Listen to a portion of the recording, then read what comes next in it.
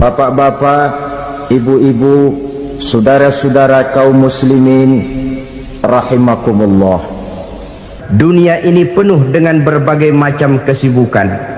Sejak dari petani yang turun ke ladang, pedagang yang berangkat ke pasar, pelajar yang menuju sekolah, sampai kepada pegawai yang berangkat ke kantor, seluruhnya tidak lain untuk mencari sesuatu yang bernama bahagia.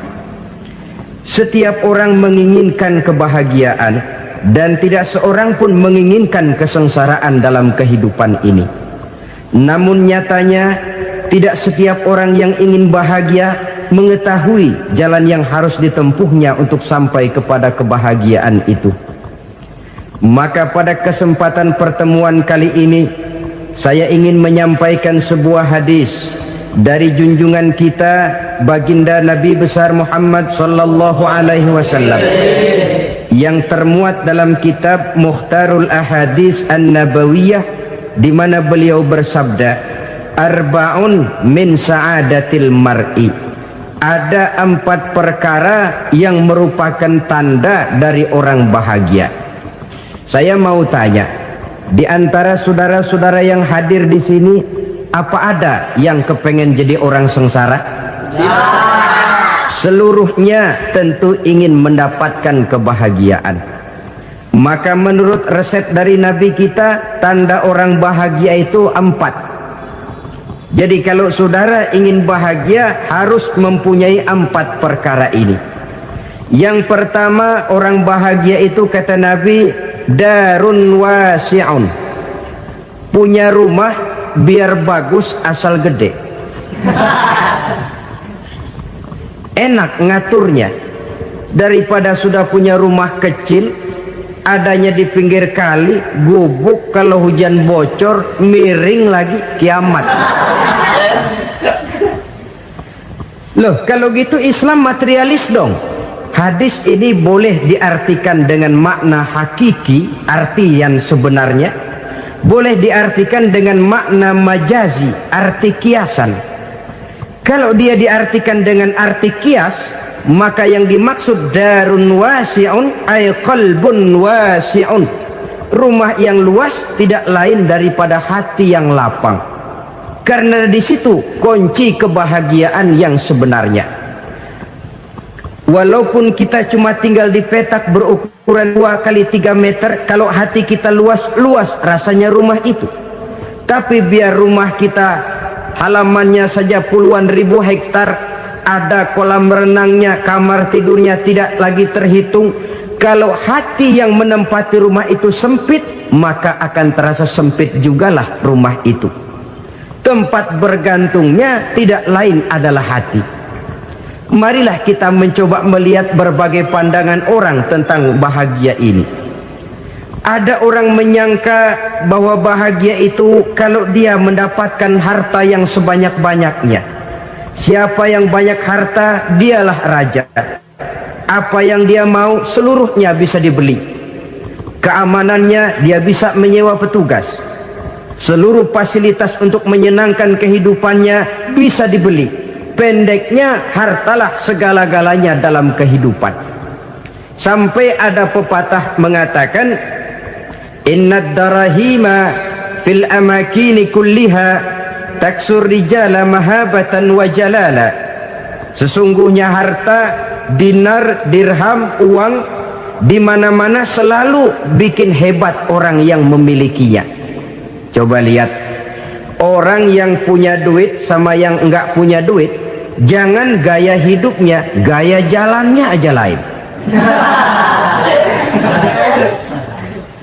Wahia lisanun liman arada fasahatan, wahia silahun liman arada qitala.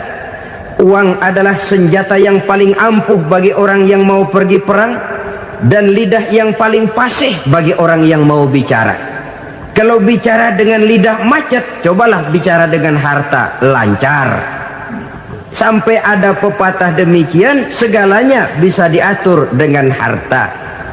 Maka di kalangan orang yang berpandangan semacam itu, seluruh kegiatan hidupnya hanya terfokus kepada bagaimana mengumpulkan harta yang sebanyak-banyaknya.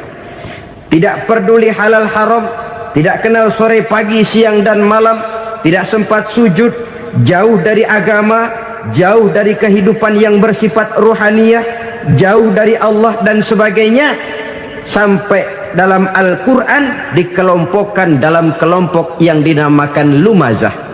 Allazi jama'a malahu wa 'addadah yahsabu anna malahu akhladah.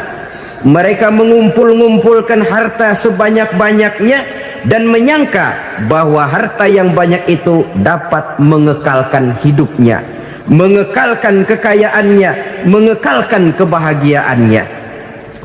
Saudara hadirin yang berbahagia, kalau pandangan hidup ini benar, artinya kalau harta memang merupakan satu-satunya hal yang dapat membuat orang bahagia, tentu di rumah mewah tidak akan pernah ada tangis derita. Tentu di satu tempat di mana fasilitas hidup serba menunjang tidak ada yang namanya penderitaan. Tapi suka dan duka, sedih dan gembira, senyum dan tawa adalah milik setiap orang, baik dia punya harta maupun dia tidak punya harta. Nyatalah bahwa harta semata-mata bukan merupakan jaminan bahwa orang akan bahagia, walaupun tanpa harta orang sulit untuk bahagia. Saya mau cerita, ada orang super kaya, namanya Aristotle Onassis, raja tanker Yunani. Dia punya kapal tanker saja konon sampai 11 banyaknya. Punya perusahaan penerbangan yang disebut Olympic Airlines, punya hotel di berbagai kota besar di dunia ini, sejak dari New York, London, Paris, Rome dan sebagainya. Bahkan punya pulau yang dia namakan Pulau Scorpio. Ini kan namanya sudah kaya nggak tanggung-tanggung, punya pulau. Nah, dia punya 2 orang anak, yang satu laki-laki namanya Alexander, yang satu perempuan namanya Maria Onassis. Seluruh harapannya tertumpah kepada anak lakinya Alexander ini, yang akan meneruskan usahanya, meneruskan kekayaannya, meneruskan dinastinya. Apa yang terjadi? Ternyata anak yang dia harapkan yang bernama Alexander ini mati muda dalam kecelakaan pada waktu dia olahraga. Apa olahraganya? Namanya olahraga anak orang kaya, golongan jet set. Olahraganya olahraga pesawat terbang.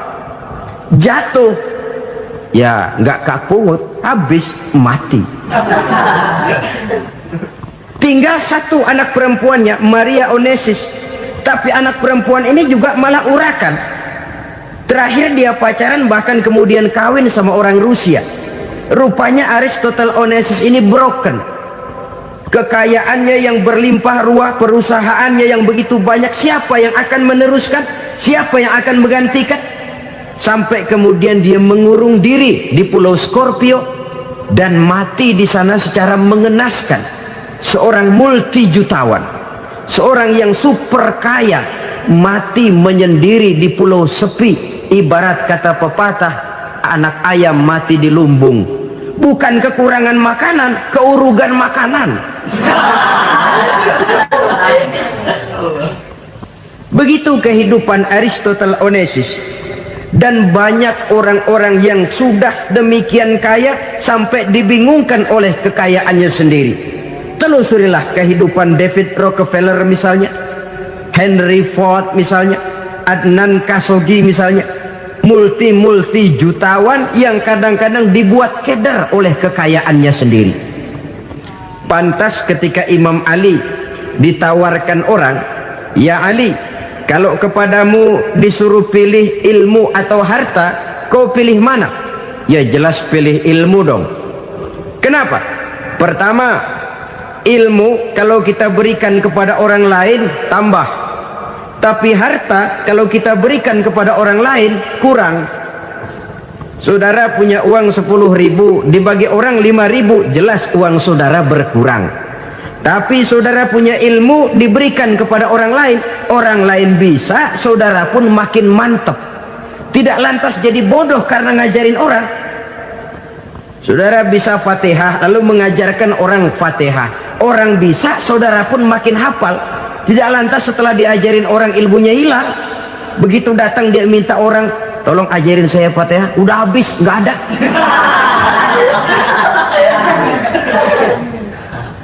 Yang kedua kata Imam Ali, ilmu menjaga kita. Kalau harta, kita yang harus jaga. Makin banyak ilmu, makin terpelihara diri seharusnya. Tetapi makin banyak harta, makin bingung kita jaganya. Sampai kadang-kadang kalau perlu seluruh keliling rumah dipasangi alarm. Belum cukup disewakan anjing besar-besar, pasang di depan pintu, awas anjing galak. Masih belum cukup juga, cari centeng tukang-tukang kepruk jaga rumah. Masih terasa belum aman, padahal rumahnya dikelilingi tembok besar. Di balik tembok ada pintu-pintunya tebal. Di balik pintu itu terbuka masuk kamar, kamar pun ada pintunya, pintunya pun kuat. Masuk ke dalam kamar ada lemari, lemarinya pun pintunya kuat, dikunci, kuncinya pun kuat. Tapi terhadap seluruhnya yang timbul cuma sekedar was-was saja. Kesimpulannya sekali lagi, tanpa harta orang memang sulit untuk bahagia. Tapi harta semata-mata tidak merupakan jaminan orang akan bahagia. Dengan hati yang luas, itu modal utama untuk mencapai kebahagiaan hidup. Orang yang hatinya luas, saudara-saudara, punya hati yang lapang, melihat kenyataan hidup ini, dia bersyukur senantiasa kepada Allah. Lantas tidak timbul hasud dan iri hatinya. Oleh karena itu jiwanya selalu lapang. Kalau tidak, cupik hati namanya, dangkal pandangan, tidak senang melihat orang lain dapat nikmat, dan itu sering dijadikan contoh.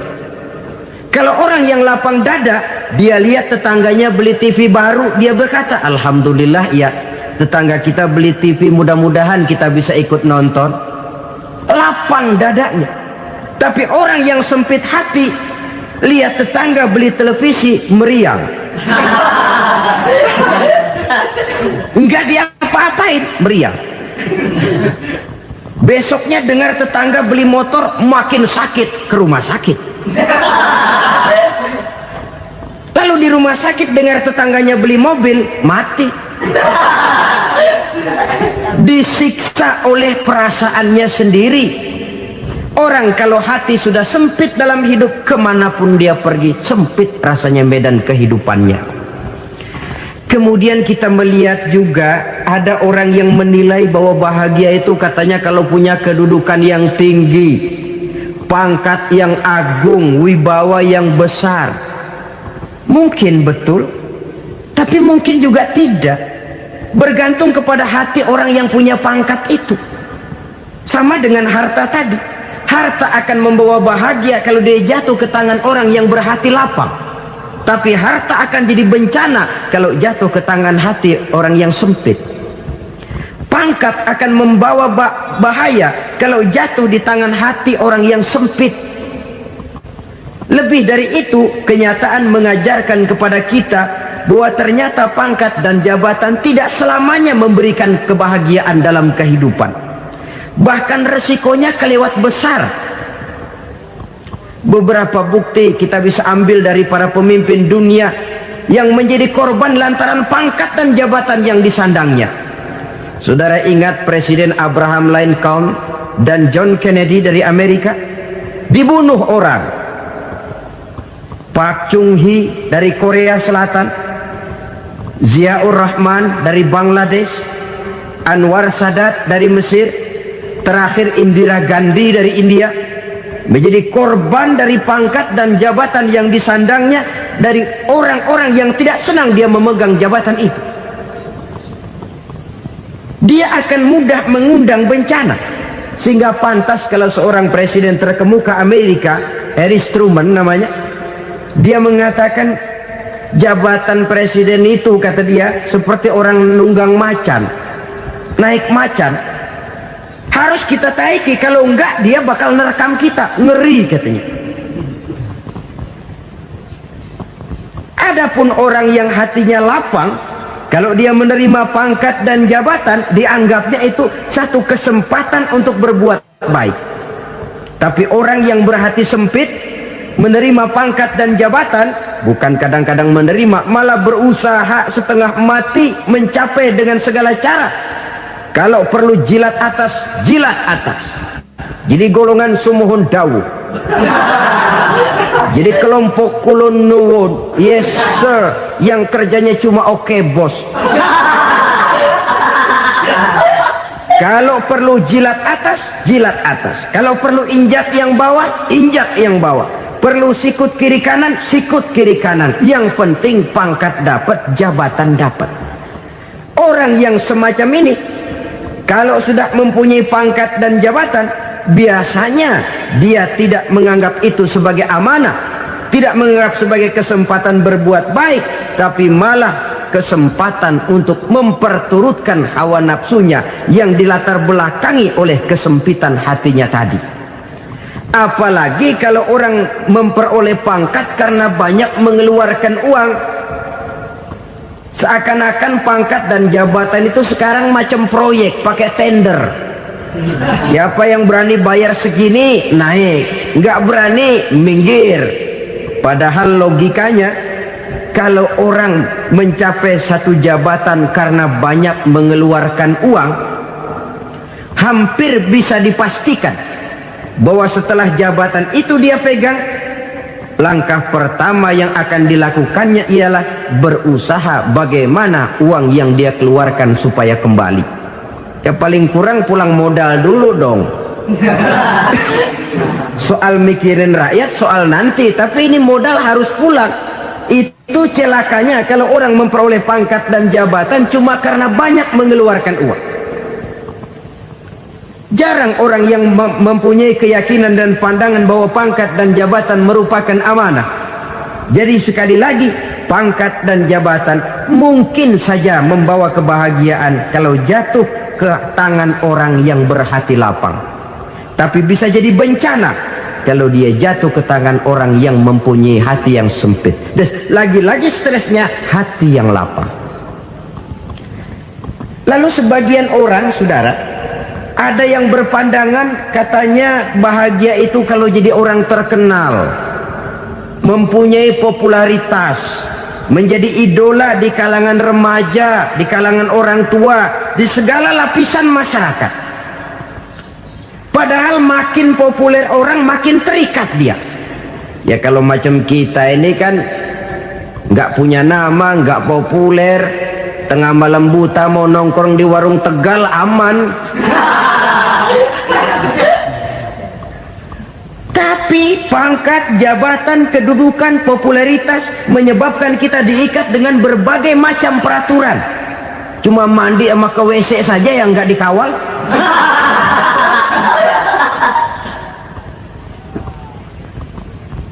Benarkah popularitas, ketenaran membawa kebahagiaan? Mungkin ya, tapi mungkin juga tidak. Kenapa? Banyak orang-orang populer yang mengakhiri hidupnya secara tragis. Kita ambil beberapa nama. Di Amerika tahun 60-an ada bintang seksi paling terkenal yang dijuluki seks bom, bom seksi. Sampai sekarang jadi legenda, namanya Marilyn Monroe. Singkatan doublenya itu inisialnya MM, Marilyn Monroe.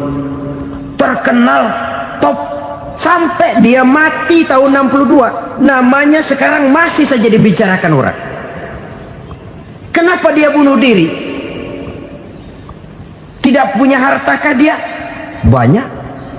Kurang populerkah dia? Seluruh dunia mengenalnya. Sejak rakyat kecil sampai pejabat tinggi dia punya hubungan. Kenapa? Jenuh. Dia terlahir dalam keadaan yatim. Setelah itu tidak lama dia berangkat remaja, ibunya meninggal. Pindah dari wanita asuh ke wanita asuh sampai 12 orang ibu angkatnya. Dan kekecewaan yang paling parah, setiap laki-laki yang dekat dengannya hanya seperti kapal berlabuh. datang dan pergi silih berganti, padahal dia merindukan seseorang yang bisa melindungi hidupnya. Dia rindukan itu dan dia tidak pernah menemukan. Itu yang akhirnya menyebabkan dia minum pil tidur kelewat dosis, minum obat tidur kebanyakan, ya tidur terus sampai sekarang.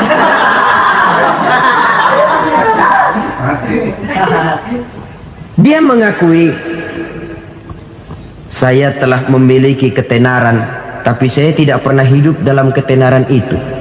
Saya pandai main sandiwara, tapi saya ingin hidup dalam alam yang real sebagaimana umumnya orang. Itu yang dia rindukan. Menyusul jejak yang namanya Marilyn Monroe ini, Billie Holiday, saudara kenal tentu, di rumah sakit dirawat. Dia juga minum obat overdosis, mati lagi. Jimi Hendrix minum obat tidur overdosis kelewat batas, mati lagi. Lalu yang menghanyutkan diri di danau, Janis Joplin dan Brian Jones. Ini orang-orang populer, orang-orang terkemuka yang mengakhiri hidup secara tragis, bukan karena tidak terkenal, mungkin karena sudah saking terkenalnya.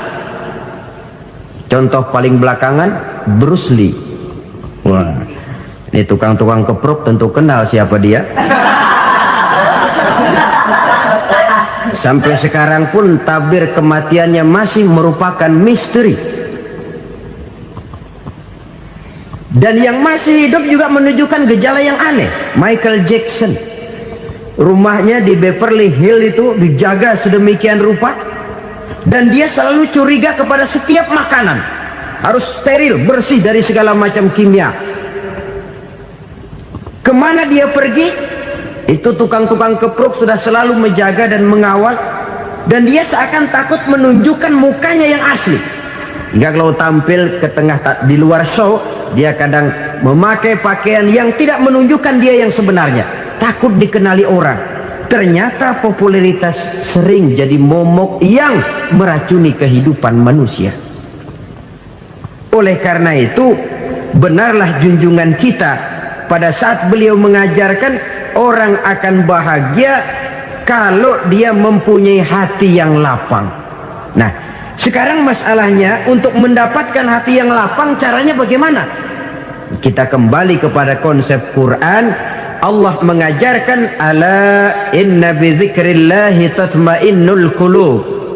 Ketahuilah bahwa dengan banyak mengingat Allah, hati akan tenang, jiwa akan lapang. Dengan kata lain, dekat dengan agama, merasakan kehadiran Allah dekat dalam hidup, itu muara pertama untuk mencapai hati yang lapang. Ala inna bi dzikrillahi tatmainnul qulub. Jangan macam orang sekarang ingin mendapatkan ketenangan lalu tapak di puncak gunung, di gua-gua, di tempat sepi. Iyalah kalau nggak ada ular. Kalau tergigit ular berbisa, ketenangan belum, mati jelas itu. Islam positif untuk mendapatkan ketenangan. Ala inna bi dzikrillahi tatmainnul qulubi. Bahwa ketahuilah bahwa dengan banyak mengingat Allah, hati akan tenang, jiwa akan lapang, nuansa pikiran akan luas. Karena yang namanya bahagia ada dimanapun manusia berada. Di kampung ada bahagia, di kota ada bahagia, di ngarai, di lembah, di gunung, di hutan, di lautan, di angkasa luar, dimanapun bahagia itu ada kalau kita bermodalkan hati yang lapang ini. Dan hati akan lapang kalau kita dekat dengan agama. Dekat dengan harta buat sementara hati mungkin tenang, tapi ketenangan yang relatif dan temporer. Apalagi orang tiap kali tambah harta, tiap kali tambah rencana, itu wajar. Mungkin sebelumnya saudara berpikir, kalau punya duit 5.000 enak nih. Begitu punya duit 5.000, aduh sayang kalau 10.000 aja. Tiap kali tambah harta, tiap kali lain rencana. Makin banyak rencana, makin menjauhkan kita dari yang namanya ketenangan. Padahal ketenangan merupakan unsur utama untuk mencapai bahagia. dan ketenangan itu bermuara dalam hati manusia. Tengoklah kehidupan ini. Orang yang banyak harta dengan orang miskin, berbedakah rasa sakit yang mereka tanggungkan? Rasanya tidak. Walaupun si kaya tidur di kasur empuk berselimutkan sutra mahal, sementara si miskin meringkuk di balai bambu yang keras dan kasar. Apabila maut datang, dia juga tidak pernah pilih bulu. Maut datang menjemput si kaya di singgasana keemasannya, dikelilingi oleh para pengasuh, dayang dan inang serta para pengawal. Dan maut pun datang menjemput si miskin papa, sehingga ia tergelepar di tepian jalan. Kedua-duanya bernama mati.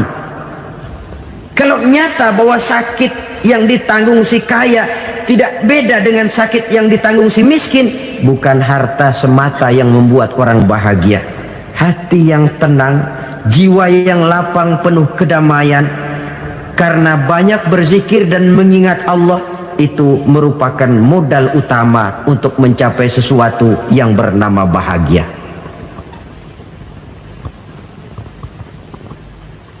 Saudara hadirin yang saya hormati, inilah yang pertama dari 4 ciri yang digambarkan oleh Nabi tentang tanda-tanda orang bahagia.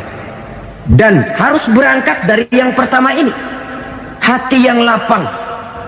Ini yang harus kita miliki lebih dahulu, baru nanti akan menyusul kepada poin yang ketiga, kedua dan selanjutnya. Sebab kalau hati sudah terisi dengan jiwa yang lapang, seluruh persoalan insya Allah akan bisa kita atasi dengan sebagaimana mestinya. Yang kedua sekarang, tanda orang bahagia menurut baginda Nabi, markabun syariah. Orang bahagia itu, kata beliau, punya kendaraan biar cepat asal lancar. Artinya kemana dia mau pergi mudah. Apa maksud hadis ini? Kalau kita kaji lebih dalam, kendaraan itu kan alat transportasi. Transportasi tidak lain adalah usaha memudahkan komunikasi. Pindah dari situ kepada teori bahwa manusia adalah zon political, makhluk bermasyarakat yang tidak bisa memenuhi kebutuhan hidupnya secara sendirian. Kita memerlukan keberadaan orang lain dalam kehidupan ini. Untuk memakai baju saja kita sudah perlukan petani yang tanam kapas, pabrik yang memintal kapas jadi benang, pabrik yang menenun benang jadi kain, sampai kepada mesin jahit, sampai kepada tukang jahit. Itu cuma untuk memakai pakaian saja. Tidak seorang pun di antara kita yang sanggup memenuhi kebutuhan hidupnya secara sendiri. Kita perlu orang lain. Maka kebebasan dalam arti mutlak, kebebasan tanpa batas, itu tidak mungkin ada dalam kehidupan. Karena kita mengadakan yang disebut interaksi sosial. Setiap kegiatan kita tentu melibatkan orang lain. Menurut kita barangkali kita bebas jalan di jalan raya semaunya, tapi orang lain berkendaraan pun merasa bahwa ini ada juga jalan haknya, dan begitu selanjutnya. Oleh karena itu, maksud dari kendaraan yang cepat ini adalah khulatuhu ma'as solihin. Lingkungan pergaulannya terdiri dari orang-orang soleh. Pergaulannya luas. Kemana dia pergi ada temannya. Kesulitannya ada tempat dia cerita. Dan kesulitan kalau sudah diceritakan kepada orang lain, taruh kata orang itu tidak bisa menolong, namun menceritakannya kepada orang yang kita percayai, kan paling kurang sudah mengurangi beban jiwa, mengurangi tanggungan batin, merasa masih ada tempat kita cerita.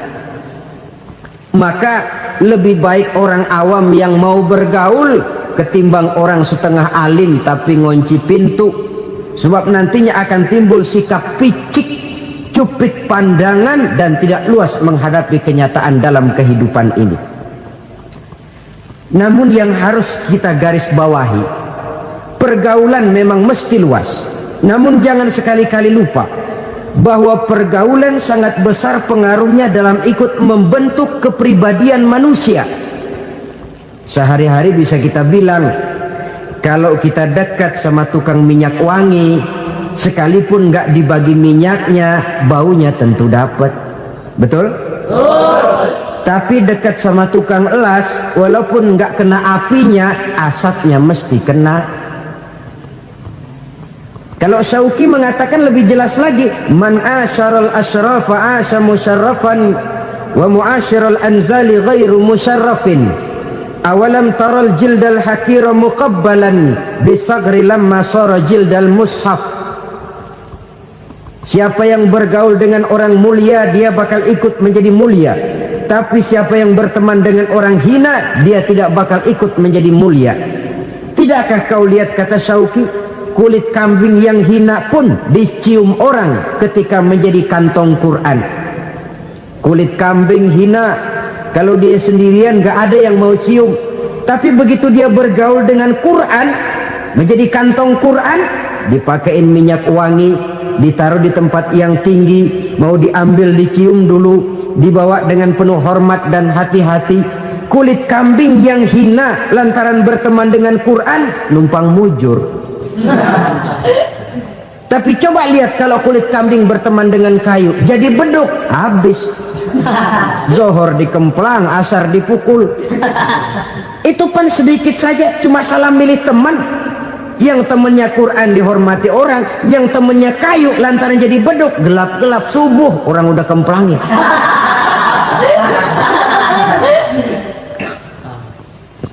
Maka terutama kepada adik-adik remaja yang masih mencari identitas diri, yang ibarat kaset masih kaset kosong, mudah diisi oleh apapun, pandai-pandailah memilih teman dalam bergaul. Karena banyak orang yang tadinya baik-baik, ketika terseret dalam pergaulan dengan orang yang tidak baik, kebaikannya menjadi lentur dan luntur.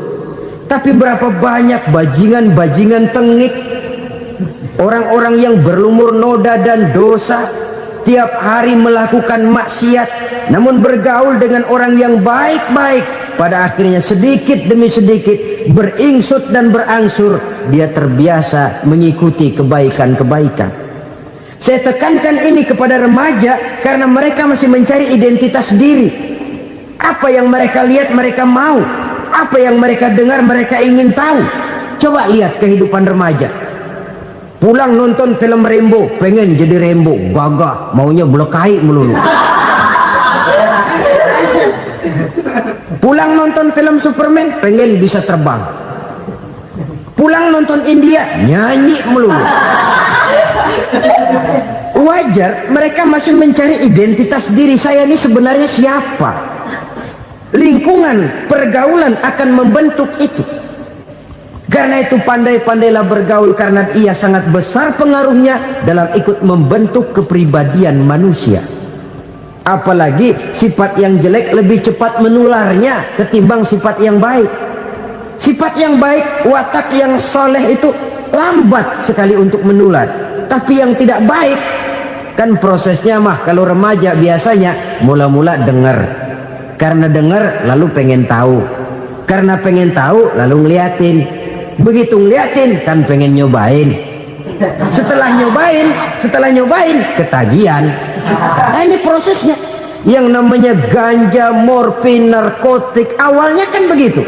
Mula-mula dengar katanya kalau sudah fly to the sky, sudah melayang ke langit katanya, disitulah puncak kebahagiaan. Mulanya cuma dengar. Karena dengar pengen tahu. Karena pengen tahu lalu ngeliat, kumpul sama orang yang suka ngeganja. Setelah ngeliat, nah pengen ngerasain. Begitu ngerasain enak juga, ketagihan. Kalau sudah ketagihan jadi penyakit kronis, bisa merembet kepada yang lain. Iya, kalau orang tuanya mampu untuk beli morfin, beli ganja. Kalau tidak kan pikirannya ngayap, jemuran siapa ya gue sabet.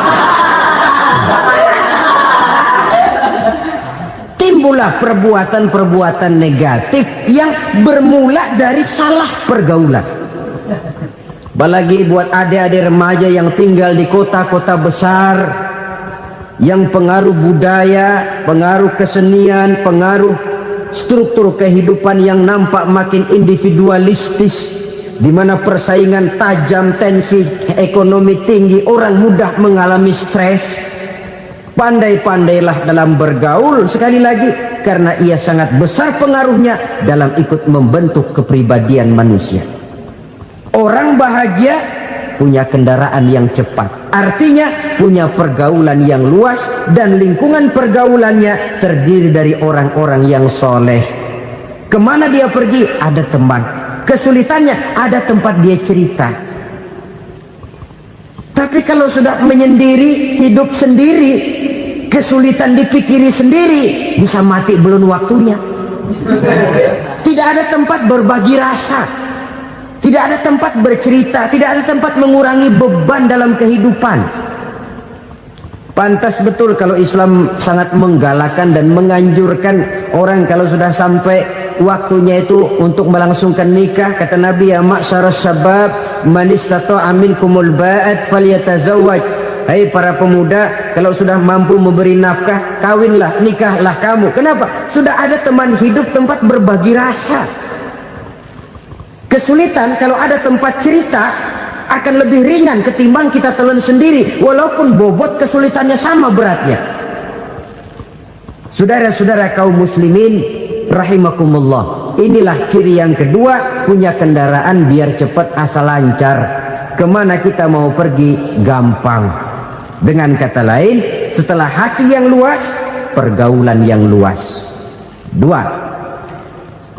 Yang ketiga sekarang, tanda orang bahagia itu menurut Nabi, misbahun mudhi'un, punya lampu yang terang. Oh, itu enggak problem. Sekarang sudah zamannya listrik masuk desa, Pak. Lampu sudah terang semua. Betul, kalau itu yang dimaksud. Tapi tidak cuma itu. Karena lampu yang dimaksud di sini, lampu yang akan menerangi seluruh perjalanan hidup. Dan perjalanan hidup itu sudah dimulai sejak kita terlahir ke alam ini, sampai masuk ke alam barzah, kumpul di padang mahsyar, sampai ke akhirat. Lampu yang menerangi itu yang diperlukan. Kalau lampu, katakanlah yang paling top sekarang kan lampu jenis Mercury. Taruhlah itu di rumah kita, dia cuma menerangi rumah kita, menerangi hati pun tidak sanggup. Bila kita masuk ke alam barzah, alam kubur, sanggupkah si Mercury yang begitu terang menerangi alam barzah kita? Tidak sanggup lagi. Sanggupkah lampu yang ratusan watt, bahkan puluhan ribu watt menerangi kehidupan di padang mahsyar? Tidak akan sanggup lagi. Kalau demikian, yang dimaksud lampu yang terang di sini apa? Tidak lain amal soleh, kebajikan yang kita lakukan dalam hidup.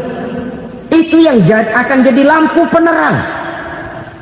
Di dunia nama kita akan terang, jasad kita boleh hancur terkubur tanah, tapi nama kita akan dikenang orang. Begitulah kalau orang meninggalkan kebajikan dalam hidup seperti sekarang. Ribuan orang tiap saat berziarah ke kubur Imam Syafi'i, ke kubur Imam Malik, ke kubur Imam Ghazali, ke kubur orang yang baik-baik, orang yang soleh-soleh. Kebajikannya yang ditinggalkan, yang mengukir namanya dengan tinta emas, sehingga saudara sudah terbaring di alam kubur. Orang lewat, Allah, ini kuburannya Fulan bin Fulan, dulu ini kebaikannya Masya Allah, saya ikut merasakan. Mari kita mampir sebentar, kita Fatihah, mohon disampaikan Allah pahalanya kepada almarhum. Al-Fatihah. Itu kalau orang baik-baik. Lalu saudara tanya, Pak, orang mati dikirimin Fatihah apa nyampe pahalanya? Saya jawab, kalau saudara nggak percaya, mati dulu dah. Nanti saya Fatihain, tungguin di sana, umpama nggak sampai balik lagi kemari. Sekarang ini kan maunya otak-otakan saja, kalau nggak masuk otak nggak percaya. Padahal alam gaib itu nggak bisa diotak-otakin.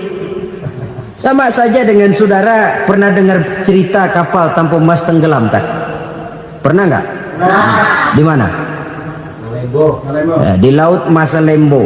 Begitu ke Tampu Mas tenggelam, ratusan penumpang itu terjun ke laut, dipermainkan gelombang, berjuang menghadapi maut itu. Orang lagi timbul tenggelam di lautan, dihantam ombak, kita tengokin pakai helikopter. Pak, lagi timbul tenggelam ya? Iya, tolongin. Jangan khawatir Pak, nih saya kirim intan Pak, harganya 10 juta.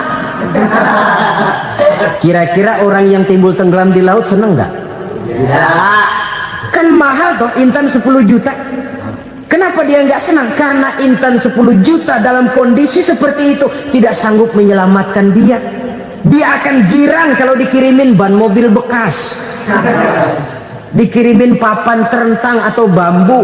Intan yang 10 juta dia nggak girang, ban mobil bekas yang 1000 perak tuh pegang, itu yang dia girang betul.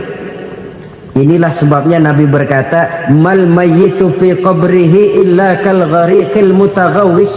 Orang yang meninggal di alam kuburnya seperti orang timbul tenggelam di lautan. Yantaziru da'watan min ahli, menunggu doa dari keluarganya yang masih hidup.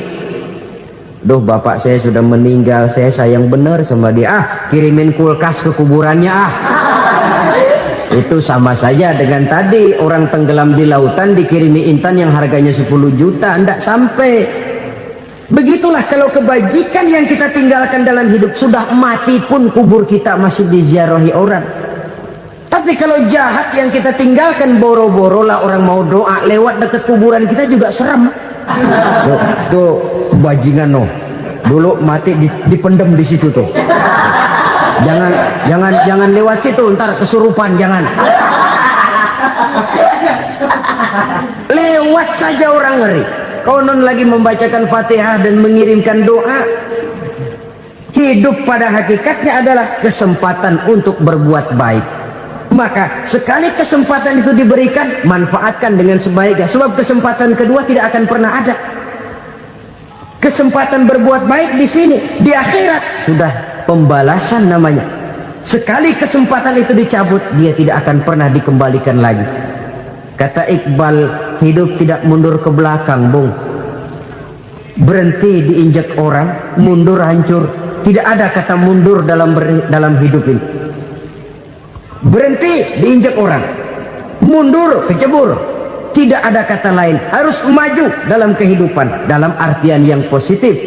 Hidup adalah kesempatan untuk mengumpulkan kebajikan yang sebanyak-banyaknya. Di situ nilai daripada manusia. Sekarang ini memang nggak kelihatan kok, orang yang banyak pahala sama yang banyak dosa nggak kelihatan kok. Barangkali kalau habis bikin dosa palanya pada benjol, mungkin orang takut sama dosa. Tapi sekarang sama saja, orang yang banyak dosa dengan yang nggak banyak dosa jalan bareng dari belakang, sama, nggak kelihatan beda. Tapi ada waktunya di mana pahala memegang peranan, di mana dosa diperlihatkan. Sama saja kalau kita bawa mobil siang, lampu kan nggak begitu berfungsi. Apa lalu bilang, alah ini lampu berat-beratin, copot-copotin aja dah. Tidak perlu begitu. Kenapa? Pada suatu saat malam senja akan datang. Bila matahari terbenam, senja pun datang, gelap mulai merayap, disitulah baru terasa perlunya lampu. Pahala begitu. Sekarang orang yang nggak ada pahalanya nggak kelihatan dalam kehidupan. Tapi pada suatu saat senja kehidupan akan datang. Ajal merenggut nyawa, malam merayap, dan hidup mulai diliputi kegelapan di alam barzakh. Dikala itu kalau nggak punya lampu, alangkah malangnya kita.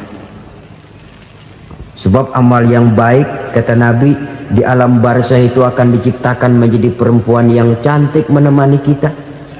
Amal yang jahat akan menjadi orang yang paling jelek nemenin kita. Udah di tempat gelap yang nemenin jelek.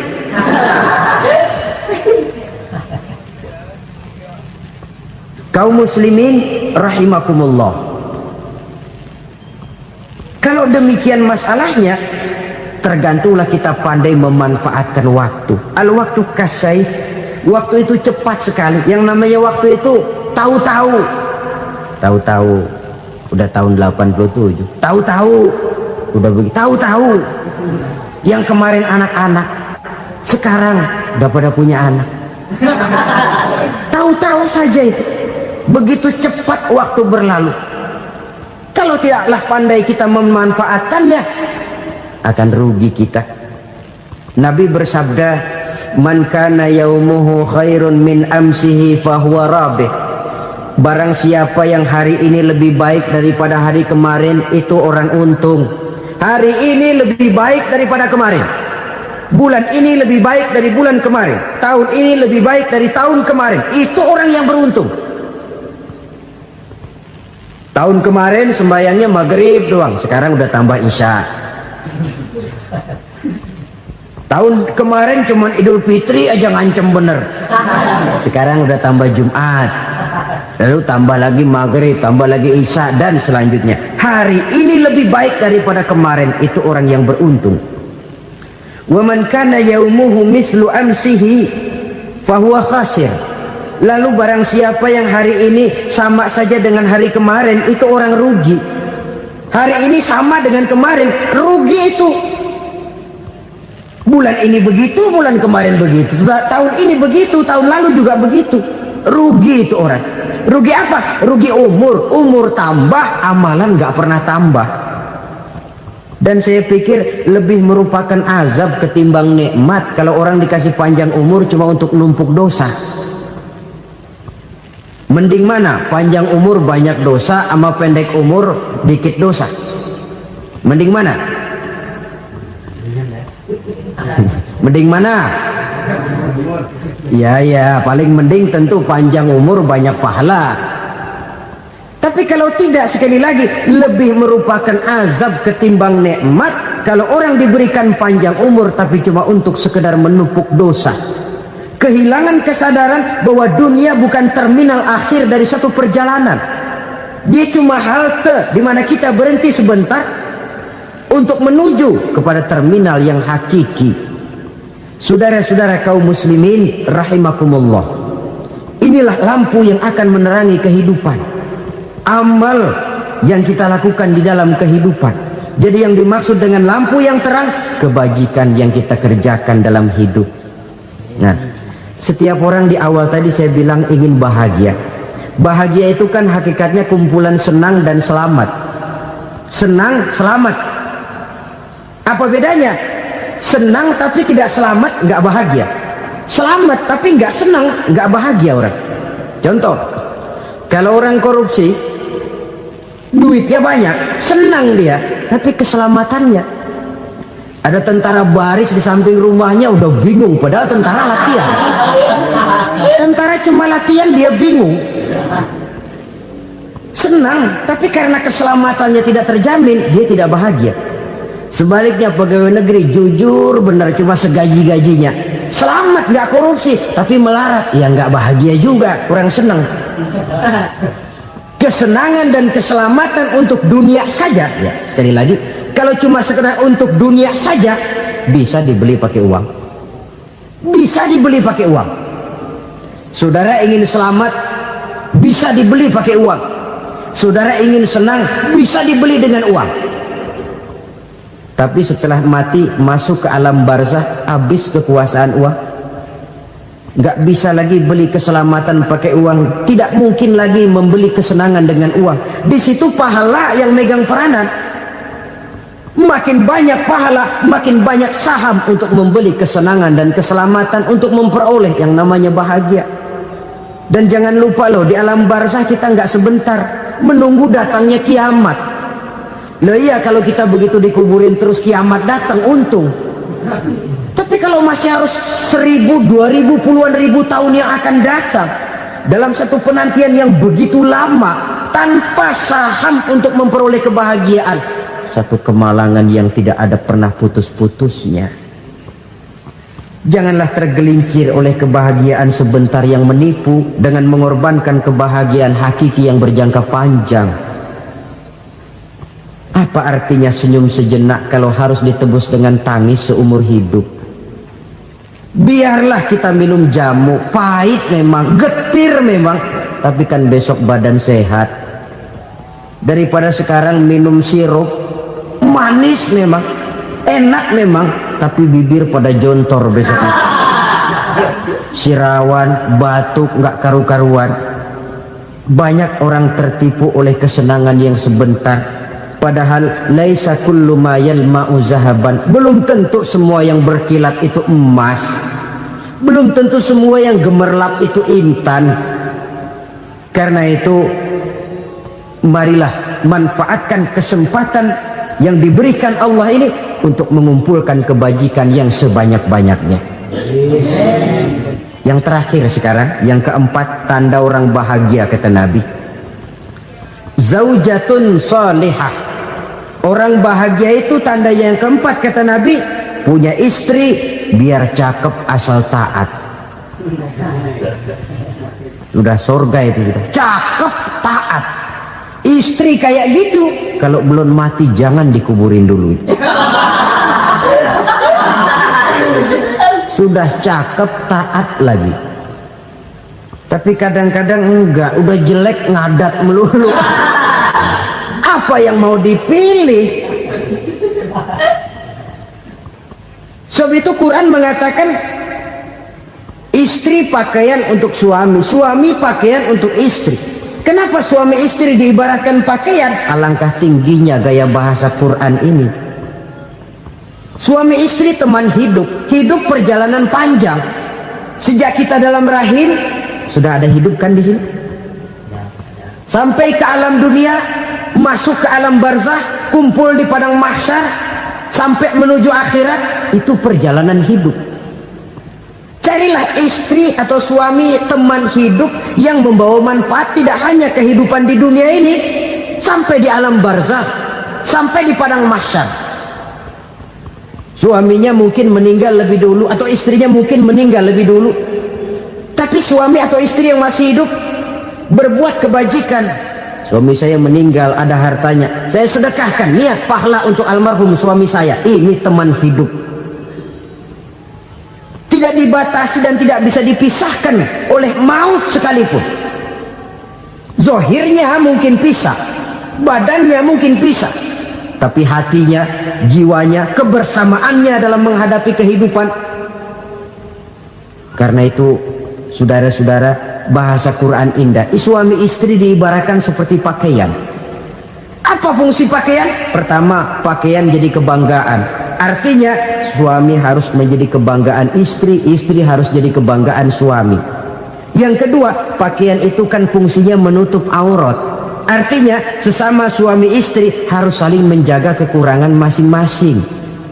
Jangan malah sesama suami istri saling membongkar rahasia dan aibnya sendiri-sendiri. Istrinya diceritain jeleknya di mana-mana, atau suaminya dibongkar rahasianya di pasar umum. Itu sudah tidak lagi berfungsi sebagai pakaian. Kenapa semua ini diperlukan? Karena kita menyadari bangsa yang baik terdiri dari masyarakat yang baik. Masyarakat yang baik merupakan susunan dari warga yang baik. Warga yang baik adalah terdiri dari rumah tangga yang baik. Dan rumah tangga yang baik merupakan susunan dari pribadi yang baik. Dari situ langkah dimulai. Membangun satu bangsa yang baik diawali dengan membangun rumah tangga yang baik, dengan menciptakan pribadi-pribadi yang baik. Sehingga dari sini diharapkan berkembanglah nilai-nilai kebaikan. Orang akan bahagia mempunyai istri yang soleh. Kenapa? Tidak ada seorang suami bisa sukses jadi apapun dia, apapun profesinya. Dokterkah, kiaikah, mubalikah, petanikah, pengusahakah, pejabat tinggikah, tidak ada seorang suami yang bisa sukses tanpa peran serta istrinya. Walaupun memang peranan itu tidak begitu kelihatan, tapi sangat menentukan. Karena itu, saudara hadirin yang saya hormati, Islam sangat menghargai kaum wanita, memberikan kedudukan yang tinggi sepanjang tidak mematikan kodrat kewanitaannya. Nah, kalau sudah kesuksesan ini diawali dari rumah tangga, karier di masyarakat mudah untuk dikejar. Tapi keberantakan di rumah tangga merupakan kegagalan pertama di tempat lain. Nah, inilah saja yang dapat Al-Fakir sampaikan pada pertemuan kali ini. selalu berusaha menyimpan sesuatu yang bisa membawa manfaat, baik untuk dirinya, untuk anak cucunya, maupun untuk keluarganya, untuk masa kini dan masa depannya. Kadang simpanan itu berbentuk uang, kadang berupa tanah, lain saat berbentuk pabrik, dan lain sebagainya. Sementara masa depan yang paling pasti adalah akhirat. Jika untuk masa depan dunia kita rela memeras keringat, membanting tulang, pergi pagi dan pulang petang, menyimpan uang, menyimpan tanah, menyimpan pabrik, pernahkah kita merenung jika satu saat kiamat datang, kita dibangkitkan dari kubur masing-masing, berdiri di padang mahsyar untuk mempertanggungjawabkan seluruh kegiatan hidup kita di dunia ini, lalu kita akan menuju ke alam akhirat. Sudahkah kita mempunyai simpanan untuk akhirat kita? Pada pertemuan kali ini saya ingin menyampaikan sebuah hadis di mana Rasulullah sallallahu alaihi wasallam bersabda, "Arba'un min kanzil jannah." Simpanan sorga ada 4 macam. Yang pertama, ikhfa'us sadaqah, menyembunyikan sedekah. Saudara-saudara kaum muslimin, sebagaimana yang kita maklum bahwa Allah Subhanahu wa taala melebihkan sebagian rezeki dari kita terhadap yang lain. Ada yang kaya, ada yang setengah kaya, ada yang miskin, ada yang setengah miskin, dan selanjutnya. Ada yang gajinya kecil tapi penghasilannya gede. Ada yang penghasilannya gede tapi nggak punya gaji. Ada juga yang memang gajinya gede dan penghasilannya gede. Kelebihan rezeki merupakan sunnatullah dan tidak harus membuat kita merasa lebih dari yang lain. Bahkan sebaliknya, kelebihan itu harus membuat kita ringan tangan untuk menolong mereka yang memang memerlukan pertolongan.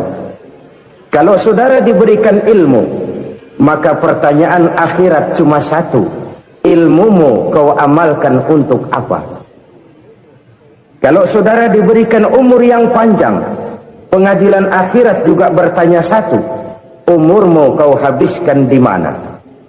Tapi kalau saudara diberikan harta, pengadilan akhirat akan bertanya 2: hartamu kau dapat dari mana? Kau belanjakan kemana?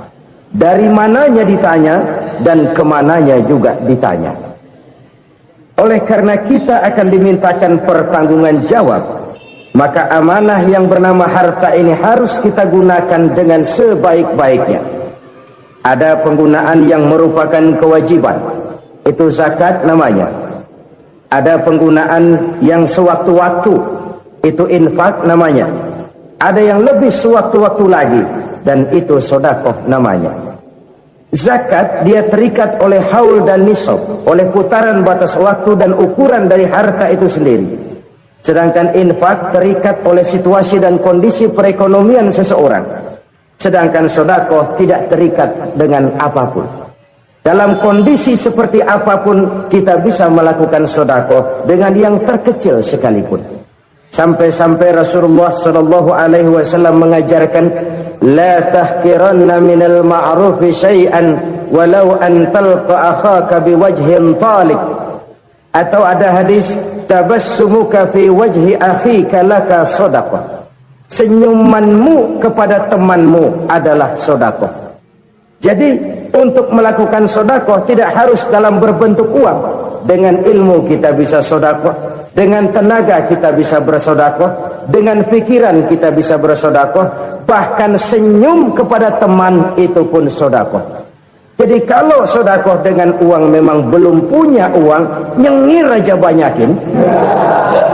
Itu asal pada tempatnya, jangan lalu ketemu tiang listrik cengengesan. Tentu tidak pada tempatnya dan tidak wajar. Nah, sedekah yang paling dicintai Allah adalah sedekah yang disembunyikan. Artinya, jauh dari sifat riya. Kan kadang-kadang ada orang sedekah itu disebutkan namanya, apa tidak bagus? Kalau memang niatnya ikhlas, ya bagus-bagus saja untuk memberikan sugesti kepada yang lain. Si Fulan bin Fulan nyumbang sekian, diumumkan. Boleh kalau niatnya untuk memberikan rangsangan kepada yang lain supaya dia menyumbang lebih besar dari orang tadi. Tapi kalau itu mendatangkan riya, maka sedekah yang paling dicintai Allah adalah sedekah yang disembunyikan. Tangan kiri saja tidak tahu apa yang diberikan oleh tangan kanan. Sedekah yang dilakukan dengan ikhlas akan merupakan perbendaharaan surga, tersembunyi dari pandangan orang lain, tidak seorang pun tahu. Karena memang sikap yang baik adalah melupakan kebaikan dan mengingat kesalahan. Itu salah satu ciri orang bahagia. Orang yang selalu mengingat kesalahannya dan berusaha melupakan segala kebaikannya. Kalau dia akan berada kebaikan, dia tidak bisa ikut, dia merasa rugi karena dia merasa belum pernah berbuat baik. Tapi kalau akan melakukan kesalahan baru, dia ingat kesalahan yang sudah-sudah, sehingga terhalang baginya untuk melakukan satu kesalahan baru. Demikianlah saudara-saudara, bahwa Allah melebihkan rizki sebagian kita dari yang lain, agar terjadi tolong-menolong dalam kehidupan ini. Jadi kesenjangan yang nature, kesenjangan yang alami, itu sunnatullah. Ada yang kaya, ada yang miskin, ada yang kelas menengah. Nah, kenapa lalu sekarang kita berusaha mengentaskan kemiskinan? Oleh karena adanya kesenjangan struktural.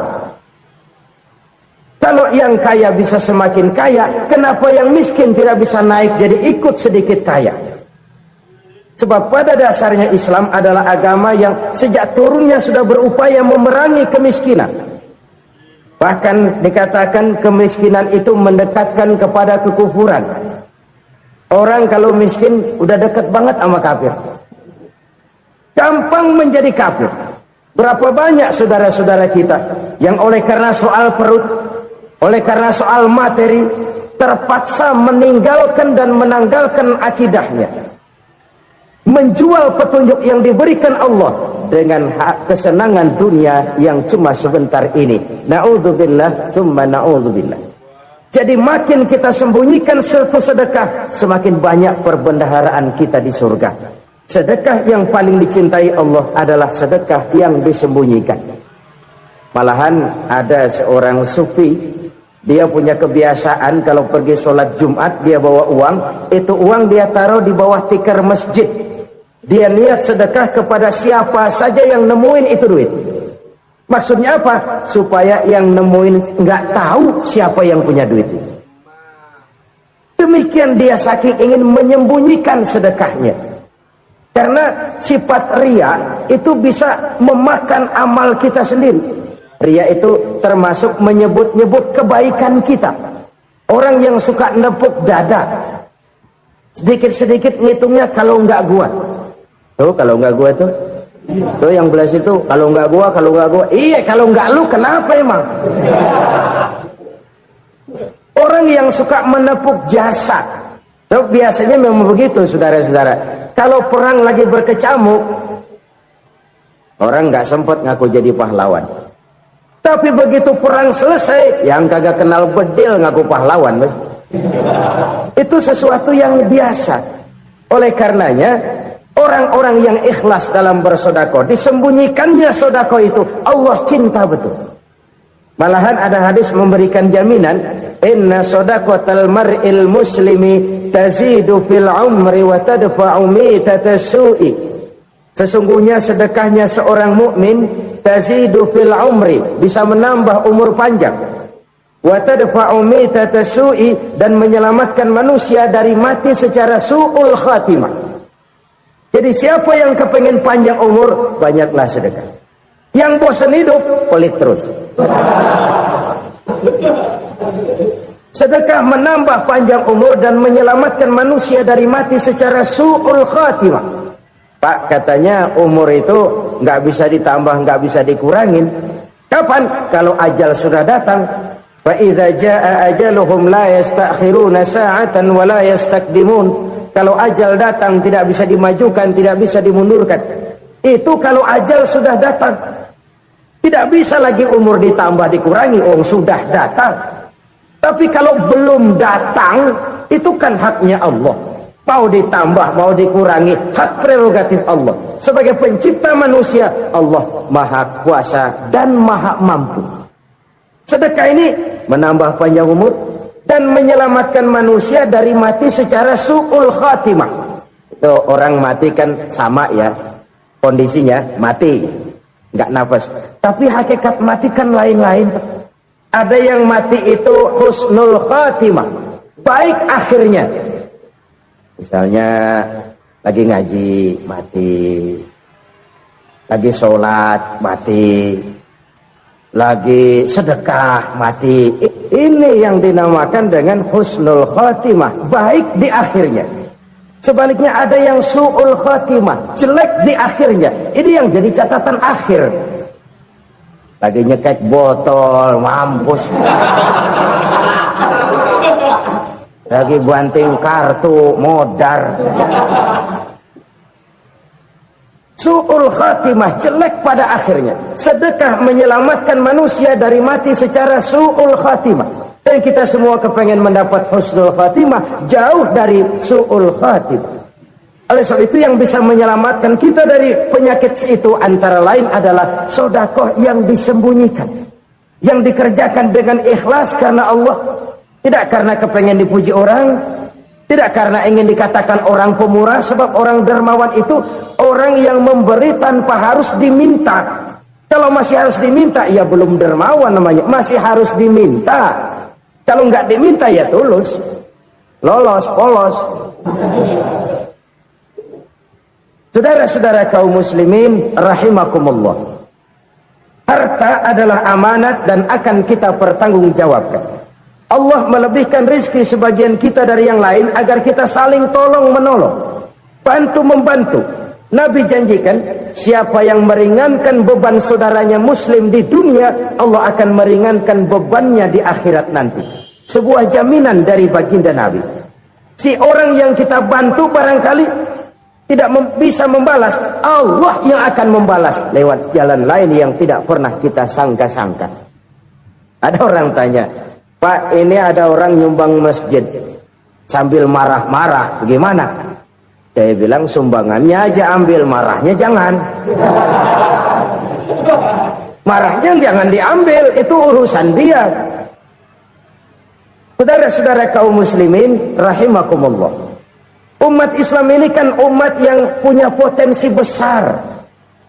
Kadang kita merenung, kenapa kadang-kadang pembangunan masjid kok lambat sekali? Kalau hotel hari ini peletakan pertama, bulan depan peresmian. Supermarket hari ini peletakan batu pertama, minggu depan peresmian. Tapi kalau sudah yang namanya masjid, kadang-kadang peletakan batu pertama sekaligus jadi batu terakhir. 3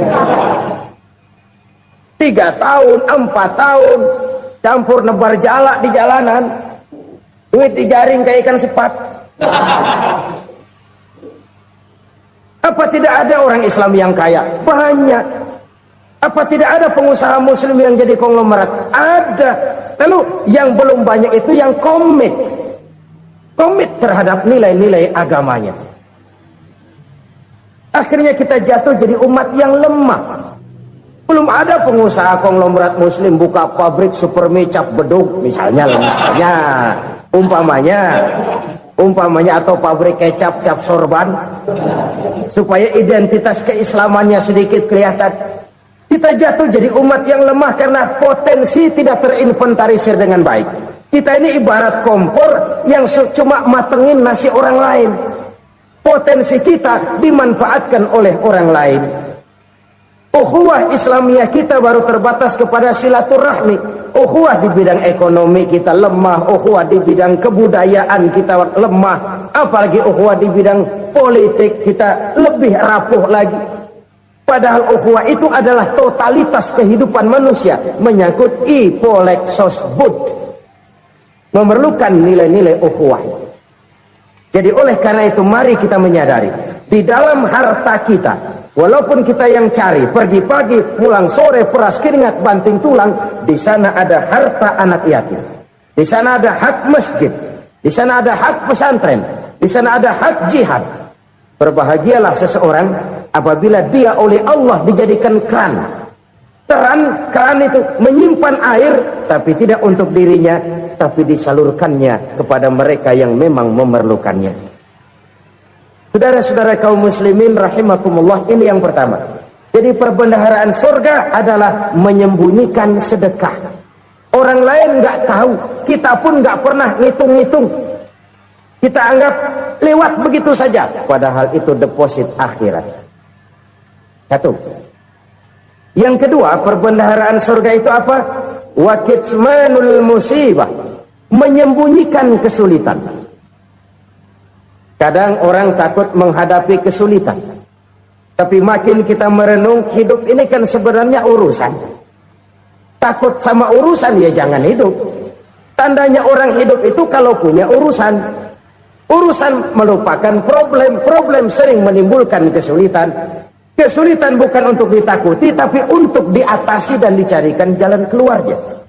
Siapa sih orangnya yang nggak pernah sulit? Makin tinggi status sosialnya, makin gede urusannya. Makin tinggi kualitas imannya, makin berat tingkat kesulitannya. Cuma memang yang namanya enak itu seperti pelangi.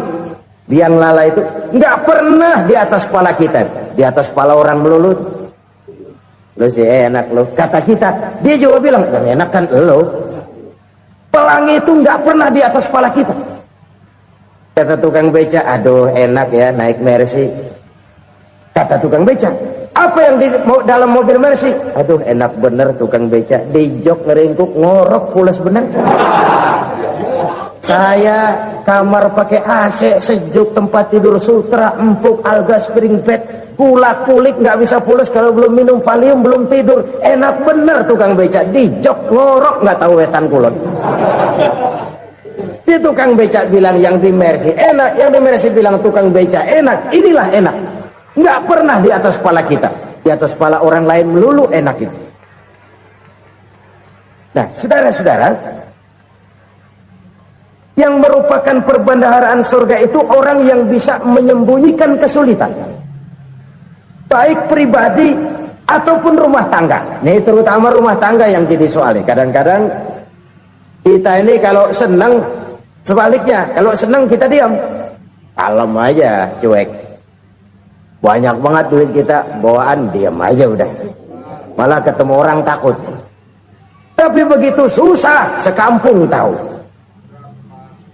Padahal Nabi mengajarkan perbendaharaan surga itu menyembunyikan musibah, menyembunyikan kesulitan.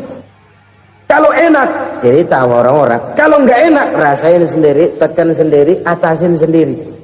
Kita kan sebaliknya, tenang kita diam, asal lagi susah, paling tidak kita nyari teman buat cerita kesusahan. Siapa orangnya yang nggak pernah susah? Cuma soalnya bagaimana kita mengatasi kesusahan itu sendiri.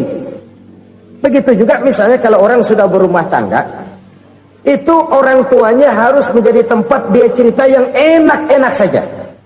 Yang nggak enak rasain berdua, selesaikan berdua, atasin berdua. Jangan dibalik.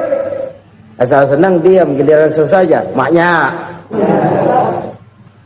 laporan. Terbalik. Bisa menjaga security informasi. Maka nama bayam keluar diam, malah seluitan. Enak amat lo makan daging ayam. Security informasi. Saudara-saudara kaum muslimin rahimakumullah,